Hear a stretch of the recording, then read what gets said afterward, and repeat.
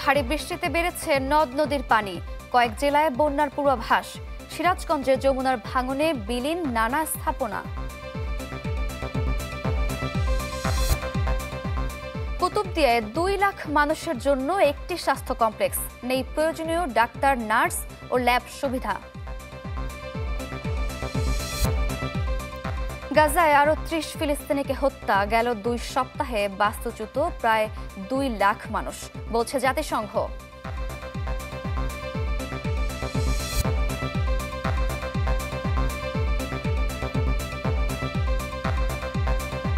আমন্ত্রণ চ্যানেল 24 এর সকাল 10টার খবরে। শুনছিলেন প্রেসিডেন্সি ইউনিভার্সিটির সংবাদ শিরোনাম। আপনাদের সাথে আছি আমি সারিকা তাবাসসুম।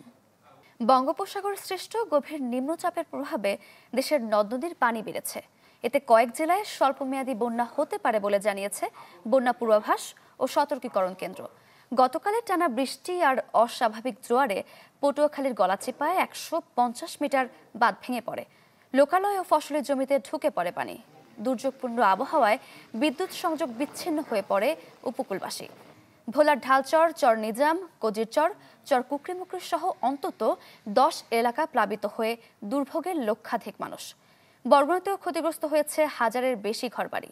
এদিকে টানা বৃষ্টিতে চট্টগ্রাম, কক্সবাজার সহ পার্বত্য এলাকায় পাহাড় ধসের শঙ্কা রয়েছে।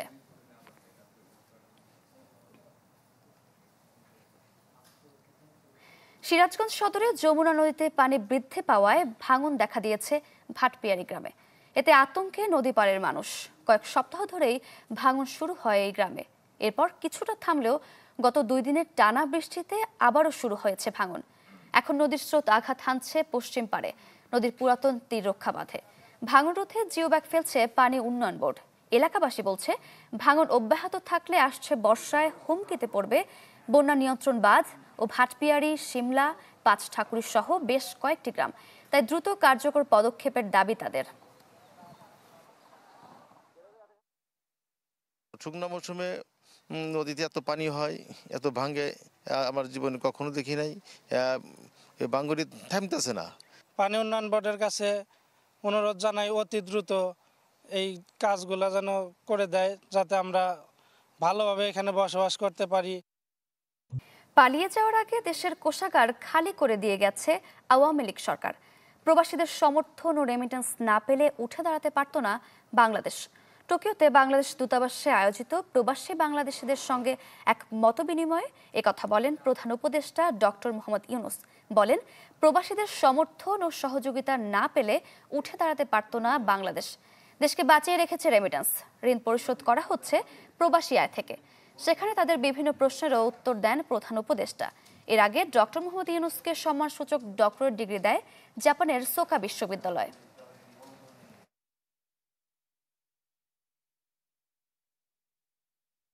কোষাগার খালি, যখন তারা চলে গেছে কোষাগার খালি, রেমিটেন্স না আসলে আমরা আসতে পারতাম না।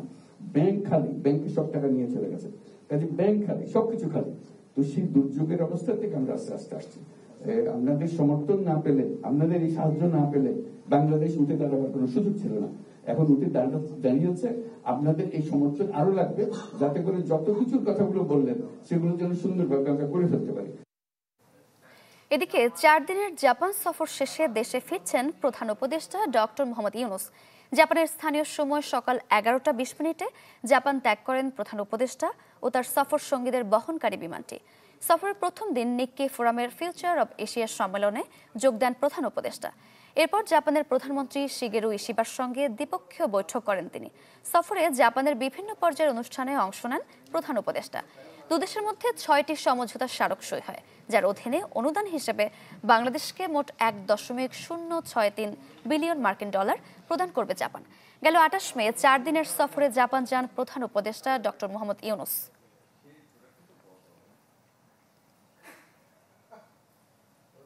জাতীয় নির্বাচন নিয়ে ক্রমেই যেন উত্তাপ বাড়ছে। এর মধ্যে প্রধান উপদেষ্টাকে একহাত নিলেন বিএনপি নেতারা। জিয়াউর রহমানের 44তম মৃত্যুবার্ষিকীতে দলটির স্থায়ী কমিটির সদস্য মির্জা আফফাজের অভিযোগ, নির্বাচন চান না ডক্টর ইউনূস। আরেক নেতা সালাউদ্দিন আহমেদ বলেন, বিদেশে গিয়ে শুধু বিএনপিকে দোষারোপ করছেন প্রধান উপদেষ্টা, অথচ সব দলই দ্রুত নির্বাচনের দাবি জানিয়েছে। 1981 সালের 30 মে সেনাবাহিনীর কিছু বিপদগামী সদস্যের হাতে নিহত হন বিএনপির প্রতিষ্ঠাতা ও সাবেক রাষ্ট্রপতি জিয়াউর রহমান। তার 44তম মৃত্যুবার্ষিকীতে দেশব্যাপী নানা কর্মসূচি পালন করছে দলটি। শুক্রবার সকালে রাজধানীর চন্দ্রিমা উদ্যানে জিয়াউর রহমানের কবরে শ্রদ্ধা জানান বিএনপি ও এর অঙ্গ সংগঠনের নেতাকর্মীরা। এ সময় দলের প্রতিষ্ঠাতার আত্মার মাগফিরাত কামনা করে দোয়া ও মুনাজাত করা হয়। পরে গণমাধ্যমের সাথে কথা বলেন বিএনপির স্থায়ী কমিটির সদস্য মির্জা আব্বাস।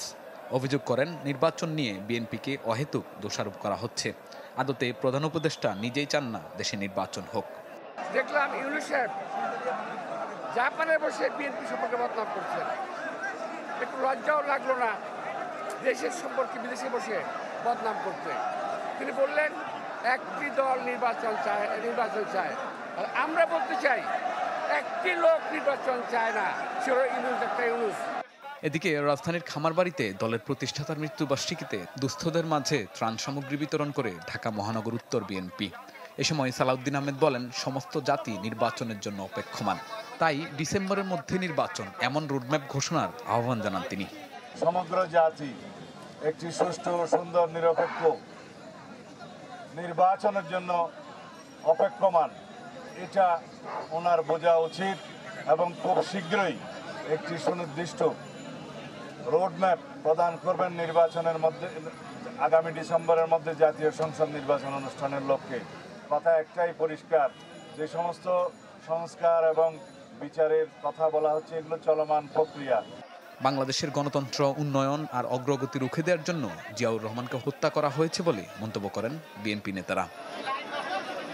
শাহনেওয়াজ বাবলু, চ্যানেল 24, ঢাকা। দ্বীপের মানুষের চিকিৎসা সেবায় রাষ্ট্রের অবহেলা যেন এক নীরব বিপর্যয়। কুতুবদিয়ায় লাখো মানুষের চিকিৎসার জন্য একমাত্র উপজেলা স্বাস্থ্য কমপ্লেক্সে চলছে কোনো মতে। নেই প্রয়োজনীয় ডাক্তার, নার্স, ল্যাবরেটরি সেবা। দ্বীপাঞ্চলের সমস্যা ও সম্ভাবনা নিয়ে আশরাফুল আলম আকাশের ধারাবাহিক প্রতিবেদনের আজ দেখুন পঞ্চম পর্ব। ক্যামেরা ছিলেন সবুজ হোসেন। দুর্যোগ, দুর্বিপাক আর নানা সমস্যায় বয়ে চলে সাগরবেষ্টিত কুতুবদিয়া দ্বীপবাসীর জীবন। সে জীবন যখন রোগ শোকে ভীষণ সংকটাপন্ন হয়ে পড়ে, তখন হাতের কাছে ভালো চিকিৎসা সেবা পাওয়াটাও যেন দুঃস্বপ্ন। যা হারে হারে টের পাওয়া যায় উপজেলা স্বাস্থ্য কমপ্লেক্সের ভেতরের চিত্র দেখলে। বেহাল চিকিৎসা সেবায় চাপা আর্তনাদ রোগীদের মাঝে। কিছু ডাক্তারকে 1 থেকে 2 বার বললে বিরক্ত বোধ হয়। স্যার শুনুন না, একটু বিরক্ত হয়েন না, এরকম অনুরোধ করে বলতে হয়। কোনো একটা ডাক্তারও আসেনি, ওখানে নার্স আছে, নার্সের সেবা দিছে আর কি। উপজেলার 2 লাখ মানুষের জন্য এই একটিমাত্র স্বাস্থ্য কমপ্লেক্স। নামে 50 শয্যার হলেও 19 শয্যা দিয়েই চলছে কার্যক্রম। আর 27 জন চিকিৎসকের মধ্যে আছেন মাত্র 10 জন। তাছাড়া 29টি নার্সের পদ থাকলেও আছেন 6 জন। লোকবল সংকটে বন্ধ এক্সরে সহ বিভিন্ন পরীক্ষা নিরীক্ষা। এমার্জেন্সি রোগী হলে আরো অনেক ঝামেলা বাড়ে, সবসময় বোট পাই না, তাহলে এরকম অনেক রোগী মারাও গেছে। বালাগর ডাক্তার থাকিলে, নার্স থাকিলে, হ্যাঁ, আর তো আর কুতুবদিয়া তো অনেকে কি জানা পড়ে। হাসপাতাল কর্তৃপক্ষ বলছে 172টি পদের মধ্যে জনবল আছে মাত্র 69 জন। রোগীর চাপ সামলাতে একজনকে করতে হচ্ছে 3 জনের কাজ। গেল জানুয়ারি থেকে বন্ধ সিজারিয়ান সহ এনআইসিইউ সেবা। নামমাত্র চিকিৎসা সেবা দিচ্ছে উপজেলার এই স্বাস্থ্য কমপ্লেক্সটি। অপারেশন থিয়েটার থাকলেও গত 5 মাস ধরে ডাক্তার ও লোকবল সংকটের কারণে তা বন্ধ রয়েছে। এতে করে গর্ভবতী মায়েদের জীবনের ঝুঁকি নিয়ে সমুদ্র পাড়ি দিয়ে যেতে হচ্ছে কক্সবাজার অথবা চট্টগ্রামে।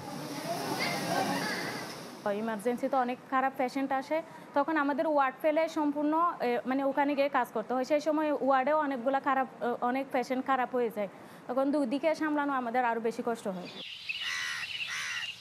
আর ওয়াটার অ্যাম্বুলেন্স থাকলেও জনবল ও জ্বালানির অভাবে সেটিও বন্ধ দীর্ঘদিন। স্বাস্থ্য ব্যবস্থা মূলত ডাক্তার, নার্স এবং মিডওয়াইফের উপর নির্ভর করে। মিনিমাম যদি আমাদের 50% থাকতো আমরা যথার্থ সেবা দিতে পারতাম। এখন গুণগত সেবা দিতে আমাদের অনেক কষ্ট হচ্ছে। আমাদের একজন মেডিকেল অফিসার টানা 48 ঘন্টা ইমার্জেন্সি ডিউটি করে। HGSP প্রকল্প, এই প্রকল্পটি গত নভেম্বরের দিকে শেষ হয়ে যায়। বিষয়টি আমার গোচরে আসার সাথে সাথে আমি সেপ্টেম্বরে যখন জয়েন করি, তারপর আমি সাথে সাথে অক্টোবরে সরকারকে এটি অবহিত করেছি। যত তাড়াতাড়ি সম্ভব আইএসও প্রকল্পের মাধ্যমে কুতুবদিয়ার স্বাস্থ্যসেবা নিশ্চিতের আশ্বাস কক্সবাজার জেলা প্রশাসকের। আশরাফুল আলম আকাশ, চ্যানেল 24, কুতুবদিয়া, কক্সবাজার। চলছে পোশাক শিল্প মালিক ও রপ্তানিকারকদের সংগঠন বিজিএমই এর দ্বিবার্ষিক নির্বাচন। বিস্তারিত জানবো, যুক্ত হচ্ছেন সহকর্মী রাকিব হোসেন। রাকিব,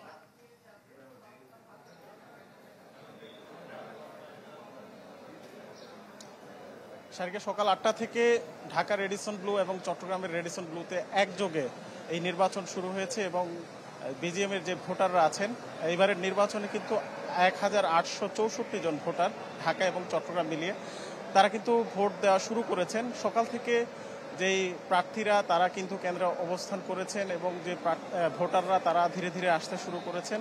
সকালের দিকে কিছুটা উপস্থিতি কম থাকলেও এখন কিন্তু এই বিজিএমের যে সাবেক যে সভাপতি এবং সিনিয়র যে ভোটার আছেন তারা কিন্তু উপস্থিত হয়ে তারা ভোট দিচ্ছেন এবং তাদের প্রার্থী যারা আছেন, বিশেষ করে 3টি প্যানেলের এখানে 76 জন প্রার্থী, সম্মিলিত পরিষদের 35 জন, ফোরামের 35 জন এবং ঐক্য পরিষদের 6 জন প্রার্থী এখানে অংশগ্রহণ করছেন। তো প্যানেলের পক্ষে কিন্তু যারা নেতৃত্ব আছেন, নেতা আছেন, তারা ভোটারদের কাছে ভোট চাইছেন এবং শুভেচ্ছা বিনিময় করছেন।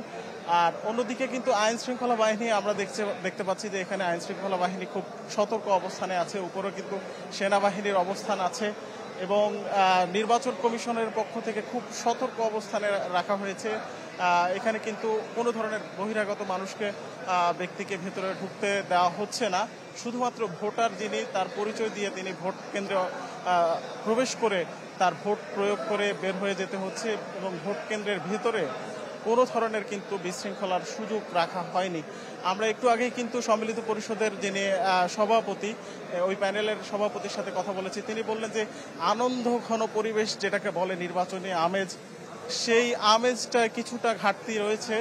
তিনি দাবি করছেন যে বিজিএমের যে ভবনটা রয়েছে উত্তরা, সেই ভবনে যদি নির্বাচন হতো তাহলে হয়তো আনন্দঘন পরিবেশটা বজায় থাকতো। তবে নির্বাচনের যে প্রক্রিয়া, অর্থাৎ নির্বাচনের যে প্রসেস অনুযায়ী নির্বাচনটা হচ্ছে, ভোট গ্রহণ হচ্ছে, সেটা নিয়ে তাদের কিন্তু অসন্তোষ নেই এবং ফোরামের যে প্রার্থীরা আছেন তারাও বলছেন যে এবার নির্বাচনটা প্রশাসকের অধীনে স্বচ্ছ প্রক্রিয়ায় হচ্ছে। রাকিব, ধন্যবাদ আপনাকে।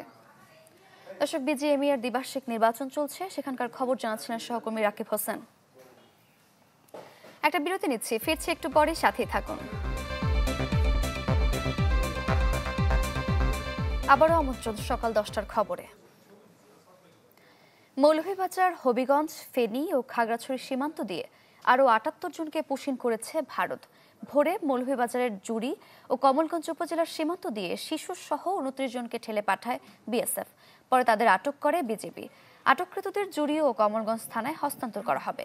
এদিকে হবিগঞ্জ চুনারুঘাটের কালিঙ্গা সীমান্তে 22, খাগড়াছড়ি মাটিরাঙ্গায় 14 জন ও ফেনীর ছাগলনাইয়ায় 13 জনকে পুশিন করেছে ভারত।